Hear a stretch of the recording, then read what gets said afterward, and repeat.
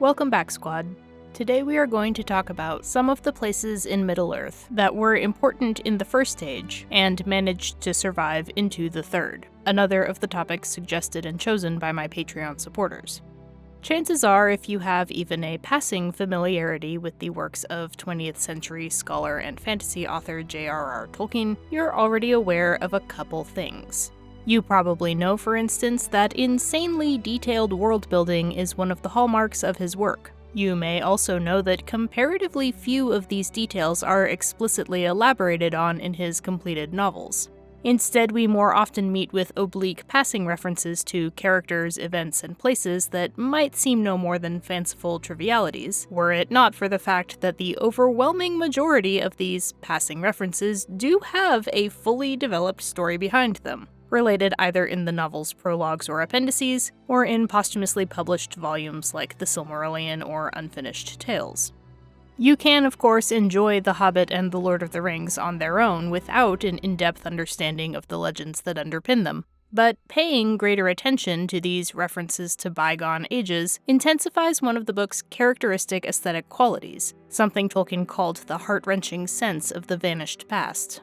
Tolkien had identified this quality as something he responded very strongly to as a reader, and he consciously tried to reproduce it in his novels, particularly The Lord of the Rings. Preserving this haunting poignancy was so important to him that he even occasionally questioned the wisdom of publishing The Silmarillion, his life's work and something he'd been hoping to see in print for decades. In one letter he wrote, "Part of the attraction of The Lord of the Rings is, I think, due to the glimpses of a large history in the background, an attraction like that of viewing far off an unvisited island, or seeing the towers of a distant city gleaming in a sunlit mist. To go there is to destroy the magic, unless new unattainable vistas are again revealed." Now, you may want to take Tolkien's reservations into account before watching any more of this video, but in my experience, knowing the backstory of some of these references intensifies one's sense of awe rather than diminishing it, and also provides deeper insights into the characters, events, and themes of The Hobbit and The Lord of the Rings. So today we're going to look at the effect of these remnants of a long-ago age as pertains to another signature of Tolkien's novels, their well-developed, vividly imagined, and sometimes exhaustively described geography. In addition to appendices and a disproportionate amount of singing, one of the standout textual features of The Hobbit and The Lord of the Rings are the maps they include. Since the novel's publication, this has actually become so common in fantasy that it's a cliché. In his book Here Be Dragons, Stefan Ekman identifies Tolkien's maps as a major influence in this trend. He also observes these maps seem to stem from the same impulse that drove him to create annals, glossaries, and family trees: the construction of an internally consistent world with methods that serve to provide the secondary world with the width, depth, and height that Tolkien sought in the realm of fairy stories. In The Hobbit, the map is even integrated into a plot point. It contains notes on a previously unknown secret path into the mountain, and this revelation is what launches the quest of Erebor. What readers might not immediately notice is that these maps depict only the latest of the various shapes Middle-earth has taken over its history.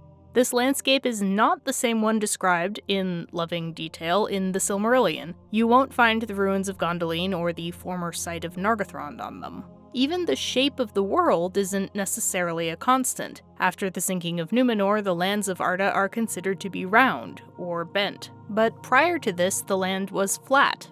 This description, by the way, is only applicable to the so-called canonical variations, and doesn't even begin to account for the multiple complex and contradictory versions of Middle-earth's geology that Tolkien developed over the years. For the purposes of this video, I will be going with the version most closely reflected in The Lord of the Rings, and consistent with the published Silmarillion. To make matters even more confusing, Middle-earth is a lot bigger than what we see depicted on the maps. As a rule, we only get to hear about events in the northwest of Middle-earth, with Mordor representing the farthest point south or east that we have much detail about.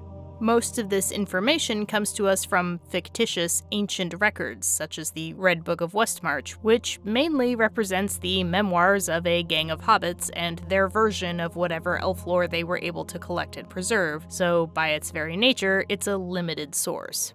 This is not to say that nothing important exists beyond the edges of the maps. In fact, the ancestral awakening place of the elves, Cuiviénen, is supposed to have been far to the east of Beleriand in the central parts of Middle-earth, and Hildorian, the origin point of men, was even further east.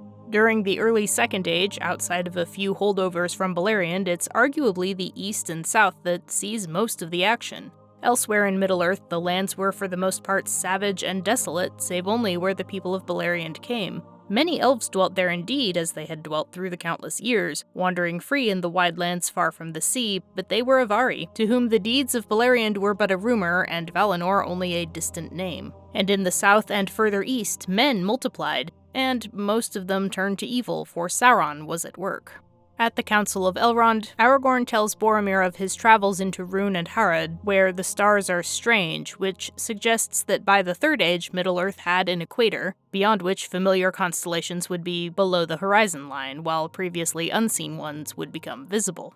Moreover, this suggests that everything between Gondor and, say, Forahel is above that equator, implying the presence of a lot of unmapped physical space. The story of how the west of Middle-earth took shape helps give some reasons for why so much of the story is set in the Northwest, and also how events in the Northwest in turn affect the successive shapes of Middle-earth, often to disproportionate degrees. To understand how Middle-earth has changed over time, we first have to define what Middle-earth is. The whole sphere of action, pun intended, for all of Tolkien's legendarium is called Arda, the Realm. You could almost say that this is the name of the planet the Lord of the Rings takes place on, though alternate readings suggest Arda might properly refer to the whole solar system. The Silmarillion is somewhat vague on the particulars of Arda, but in the most narratively cohesive versions of the story, it originally comprised the flat disk of the world, delineated by the orb-shaped walls of night, beyond which lay the void of everlasting darkness. When the Valar first descend and start terraforming Arda, they originally make one beautiful, perfect, symmetrical, donut-shaped landmass with a big lake in the middle, and in the middle of that, they make their first habitation, the island of Almoran.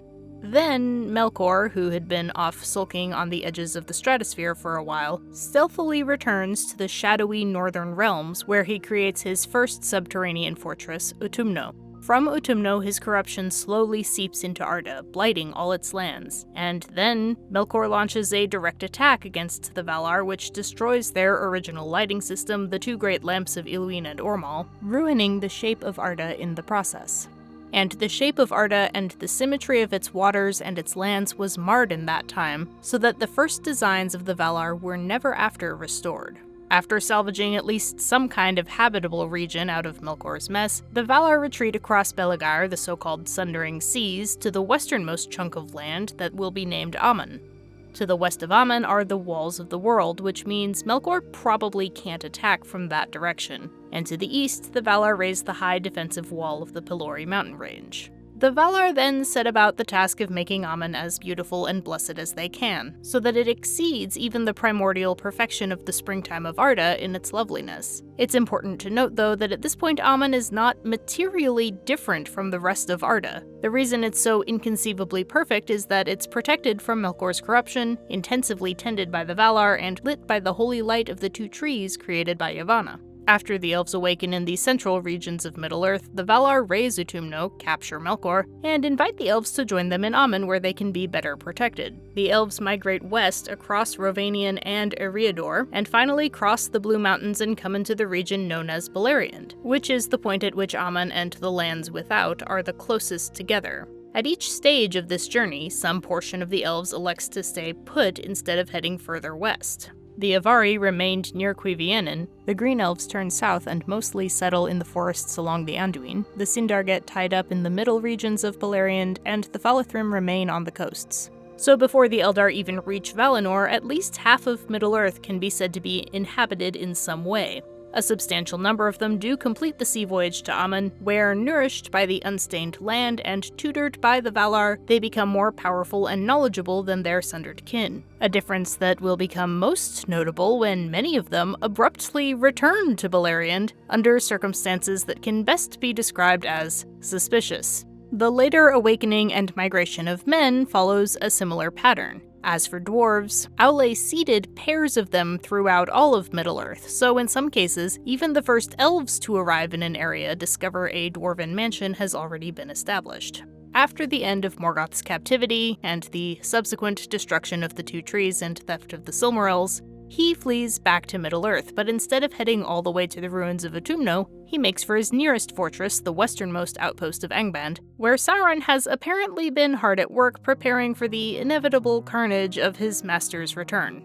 Shortly thereafter, the Noldor arrive and besiege him, and for this reason, the history of the Great War of the First Age, waged by the elves and their allies against Morgoth, his beasts, and his armies of orcs, almost exclusively takes place in Beleriand. Neither Morgoth nor the Eldar really have many chances to venture further east and south.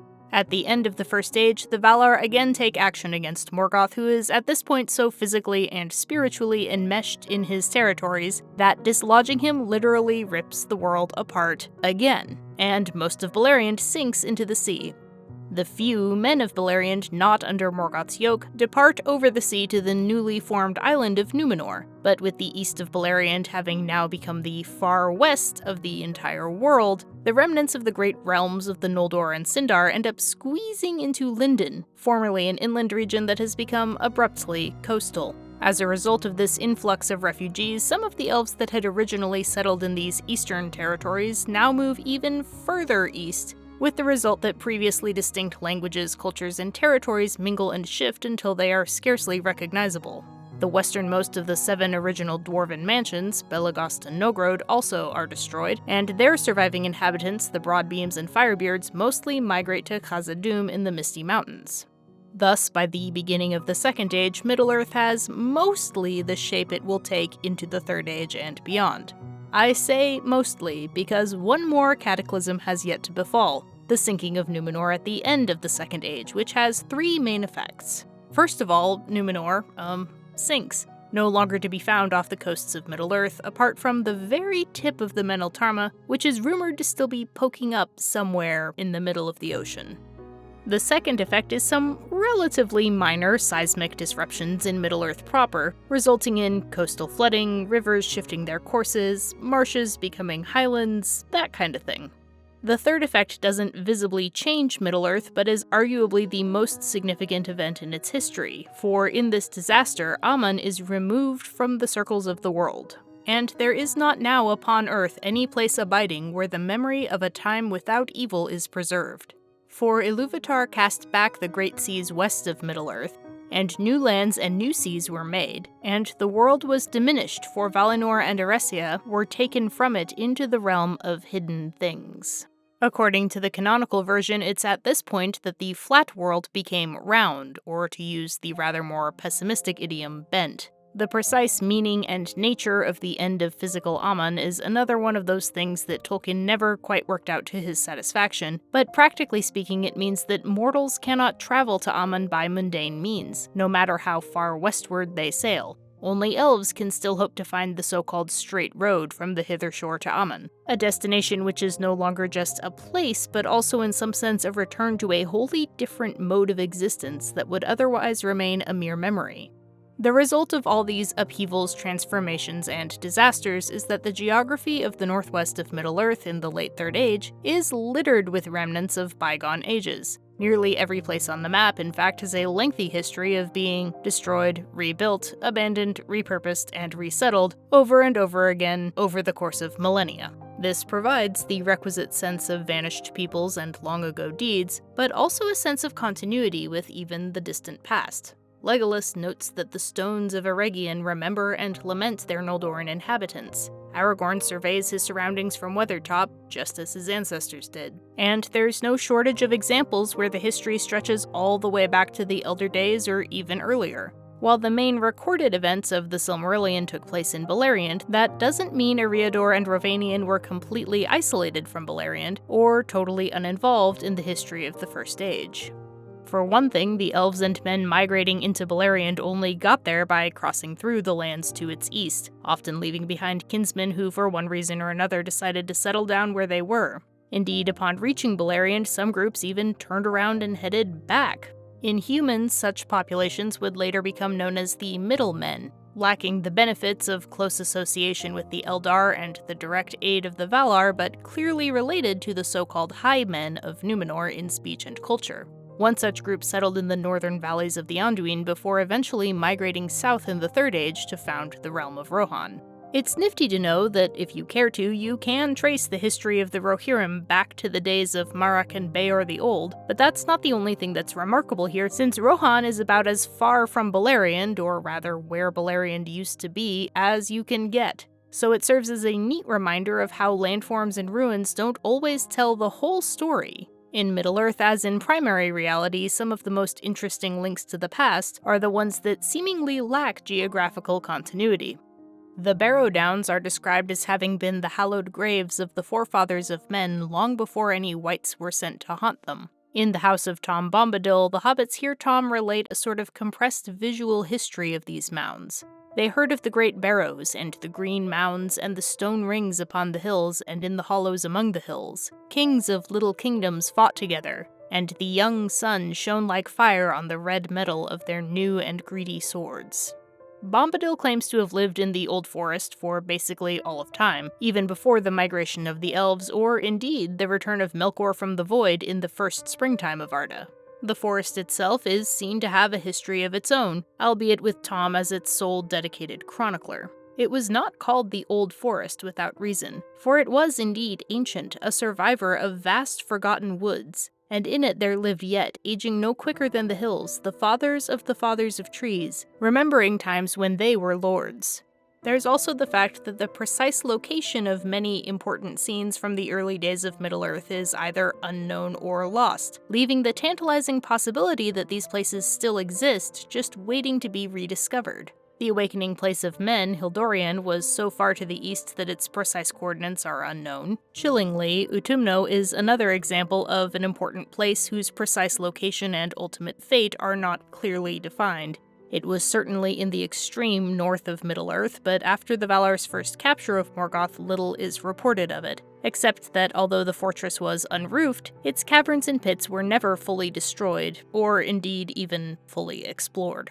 The destruction of Beleriand also left behind a few known physical remnants of the continent itself, and these fragments are all the more striking, and even unsettling, because they provide a physical link to something that no longer exists, not just a continent but the vanished glory of the Elder Days. The most significant of these tectonic leftovers is definitely the realm of Lindon, previously known as Osiriand, the Land of Seven Rivers. Osiriand was originally the forested southeastern quadrant of Beleriand, where a band of green elves settled before the rising of the sun. Most of them, including their leader Denethor, no, not that Denethor, were wiped out while coming to the aid of Thiggol after a great army of orcs issued from Angband upon Morgoth's return. Afterward, the region was sparsely populated. The few remaining green elves who didn't seek refuge in one of the elven strongholds like Doriath or the Falas do not much like strangers of any kind, and are quite happy to harass any they deem disturbers of their peace. But while no one else really settled in Osiriand, a lot of people do end up spending time there, especially as the darkness of Morgoth creeps ever southward, forcing people to retreat.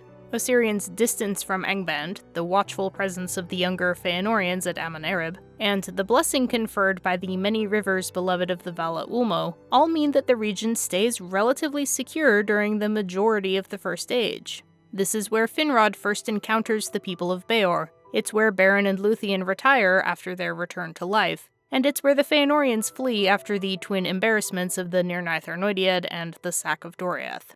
After the War of Wrath, the name Land of Seven Rivers no longer applies. The walls of Ered Luin were broken and a gulf of the sea flowed in. Into that gulf the river Lune fell by a new course, and it was called, therefore, the Gulf of Lune. That country had of old been named Lindon by the Noldor, and this name it bore thereafter, and many of the Eldar still dwelt there lingering, unwilling yet to forsake Beleriand where they had fought and labored long. Gil-galad, son of Fingon, was their king.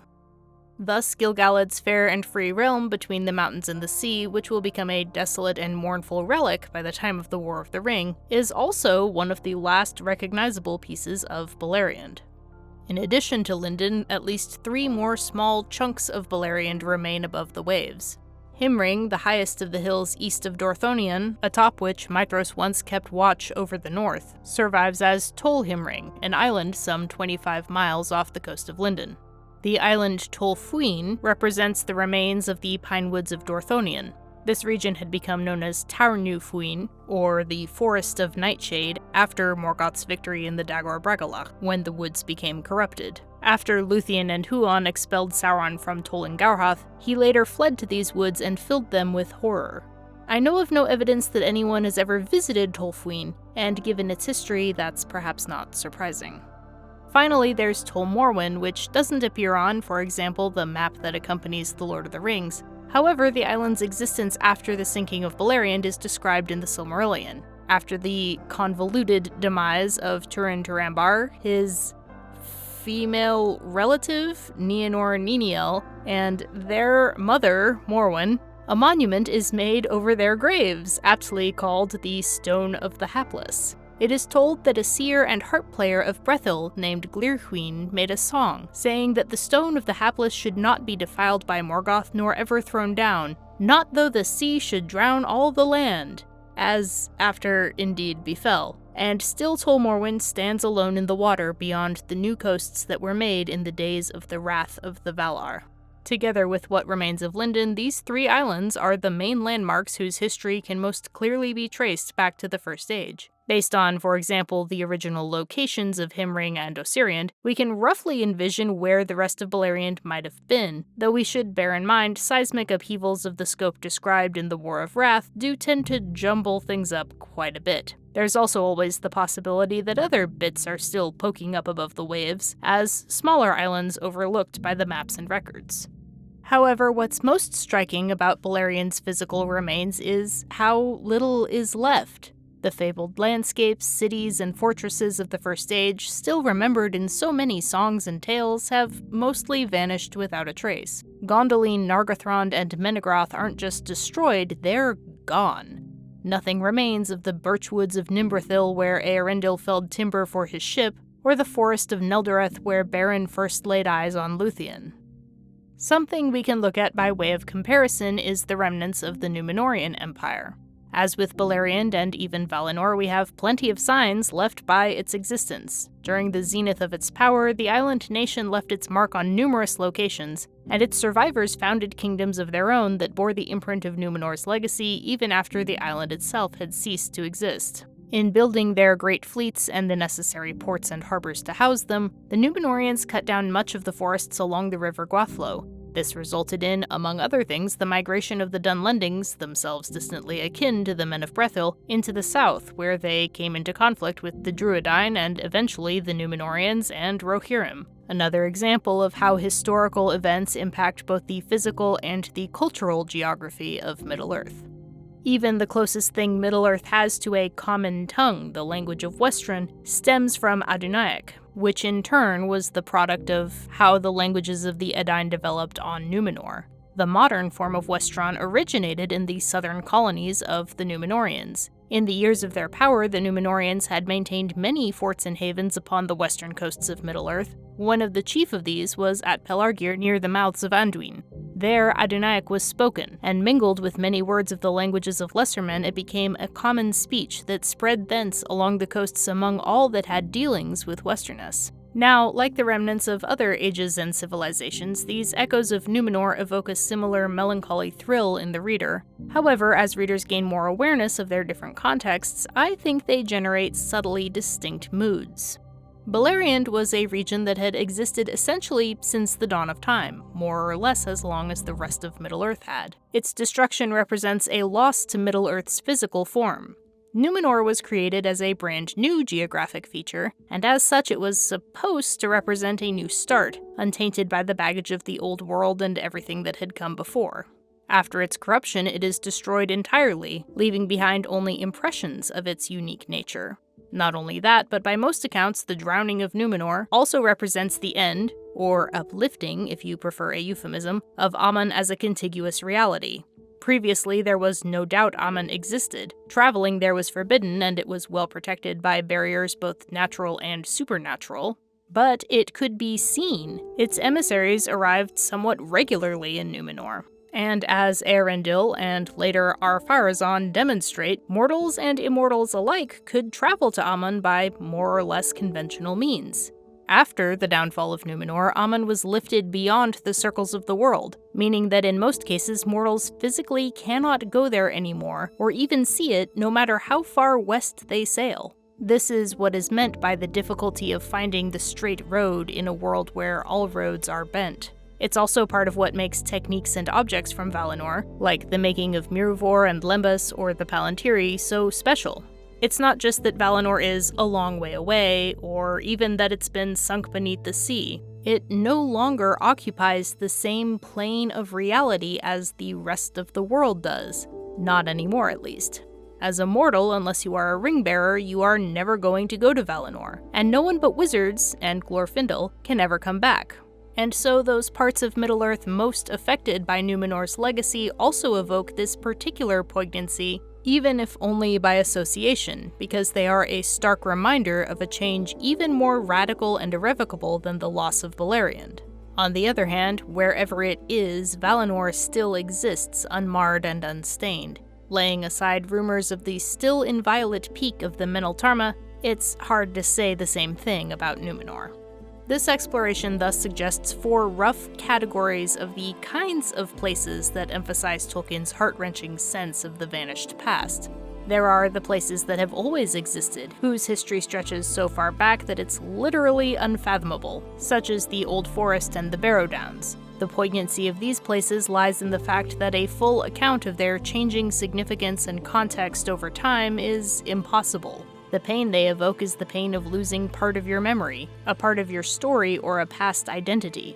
The scant physical remains of Beleriand, deformed, misshapen, and almost unrecognizable, are akin to the loss of a limb, a reminder of the physical marks left by time. They are also, I would argue, particularly haunting in their scarcity and the violence that suggests. The same way walking through a peaceful cemetery full of bones would be far less alarming than coming across 3 teeth and a single finger bone. Numenor never shared any physical geography with the mainland of Western Middle-earth, so the pervasive evidence of its past existence serves to emphasize both the immensity of its power and the finality of its destruction, something like a global loss of innocence, the pain of wasted potential and failed hopes. And finally, there are the faint echoes of Valinor, represented not by geographic landmarks but by even more ephemeral details. Quenya words and phrases that leap to the tongue unbidden, a certain light in someone's eyes, motifs of stars and trees etched in stone long ago by an exile who perished far from the home he sought to commemorate. These are perhaps the most haunting relics of all because they point to a reality that still exists somewhere, but before anyone could even be aware of it, the chance to find it had already long passed by. They are a tangible expression of regret in its purest form. If you somehow enjoyed this video, meticulously map your cursor's path to the like button and depress your mouse button like it's an impure continent you wish to submerge forever beneath the pitiless sea. If you like learning about new ways that Tolkien can hurt you, consider subscribing. Thank you so much to everyone for watching, and special thanks to my supporters on Patreon, including Manwe is a Tyrant, Gandalf the Grey, Marcel Ribeiro, Nick Rialo, Kevin Gilstad, Chris Nichols, Jeremy Buckingham, Bitso Bongo, Dorwin Gray, Luke, John Love, Brendan Mooney, E. Rose B., Allison Kreutzberg, Frankie 12 String, Tamara Saldana, Joel Bion, Rogue Hot Pocket, and Jared Carver.